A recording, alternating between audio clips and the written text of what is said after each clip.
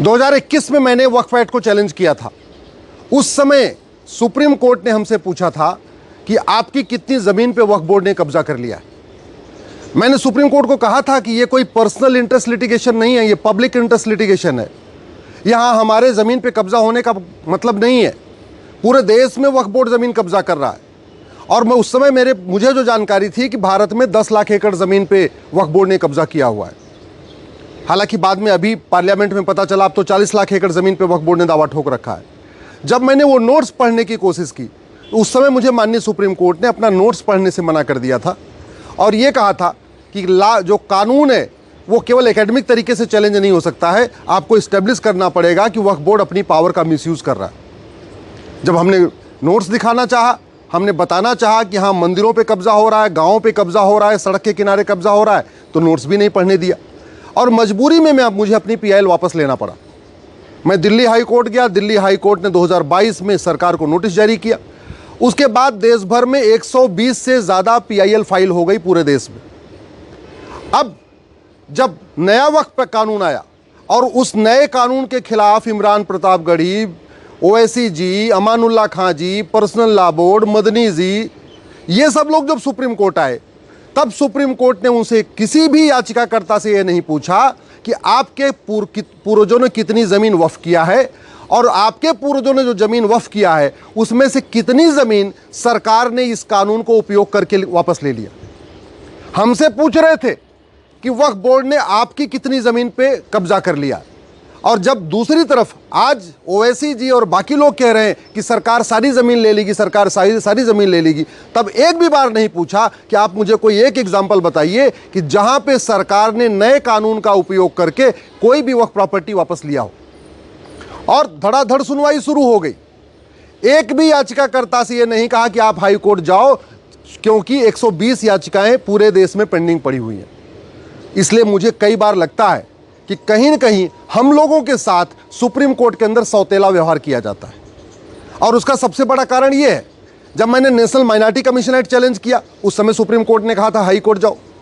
हमने वक्फ act challenge किया, उसके बाद कहा हाई कोर्ट जाओ। कई बार ये मेरे साथ हो चुका है। मैं यहाँ कानून चैलेंज करता हूँ, कहते हैं आप हाई कोर्ट चले जाओ, कानून तो हाई कोर्ट में भी चैलेंज कर सकते हैं।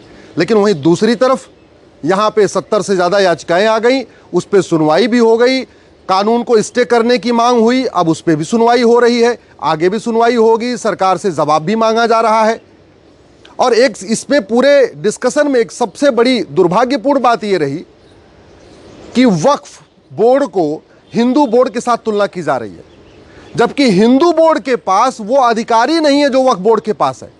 पुराने वाले कानून तो छोड़िए, जो नया संशोधित कानून आया है उसमें भी जितना पावर वक्फ बोर्ड को है उतना पावर किसी भी हिंदू बोर्ड को नहीं है।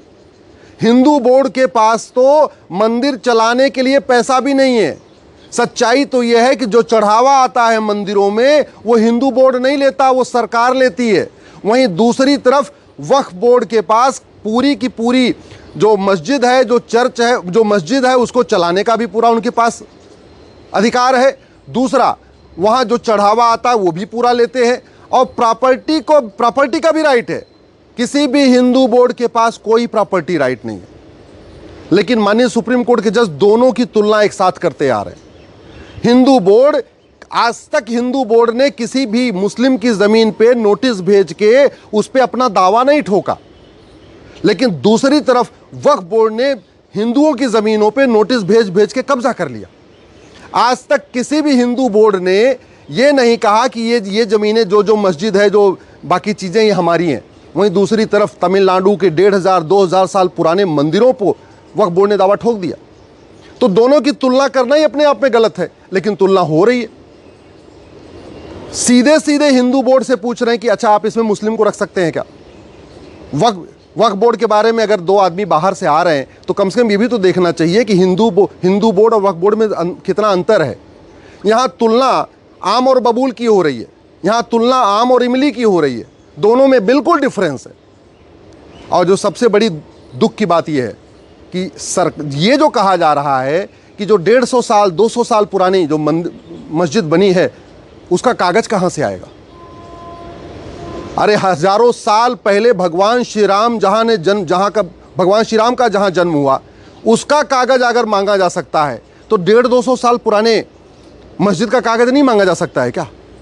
ट्रस्ट एक्ट तो अंग्रेजों के ज़माने से चल रहा है, सोसाइटी रजिस्ट्रेशन एक्ट अंग्रेजों के ज़माने से चल रहा है, सिविल प्रोसीजर कोड अंग्रेजों के ज़माने से चल रहा है।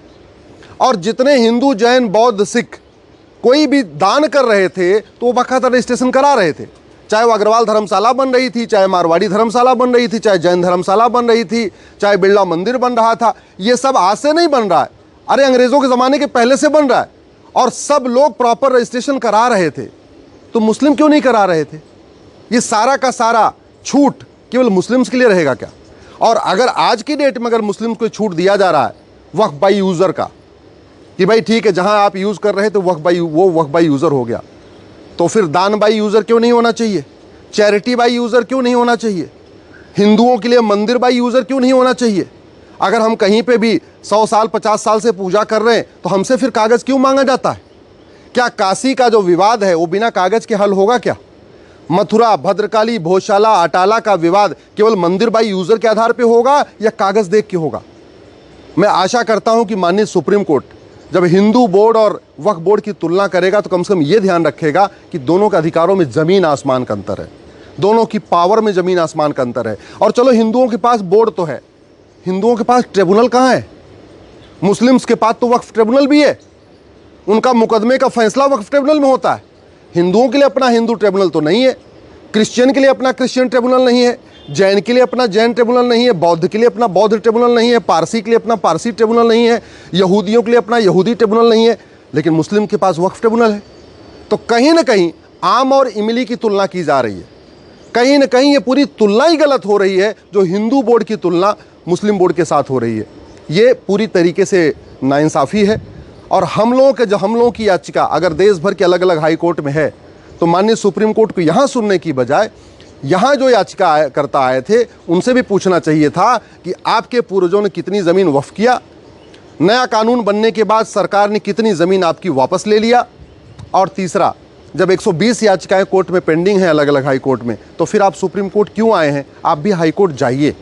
ये होता है तराजू का पलड़ा एक बराबर करना, ये होता है सबके साथ एक समान न्याय करना। लेकिन कहीं ना कहीं वक्फ के मामले में माननीय सुप्रीम कोर्ट ने हम लोगों के साथ भेदभाव किया है। हमें इस बात की निराशा भी है, हमें इस बात का दुख भी है, और मैं आशा करता हूं कि कम से कम अब आने वाले तारीख पे इस बात का फैसला होगा।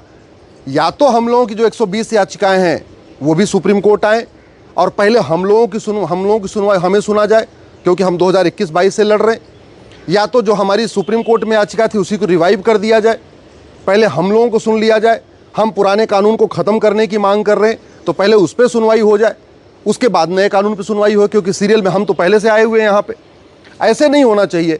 हम जो 1995 वाले कानून को चैलेंज करके बैठे हुए हैं, हमारी याचिकाओं पे सुनवाई ना हो, लेकिन 2025 में जो कानून बना है उसकी याचिकाओं पे सुनवाई हो जाए, तो ये जो करना हमारे साथ बहुत बड़ा भेदभाव होगा।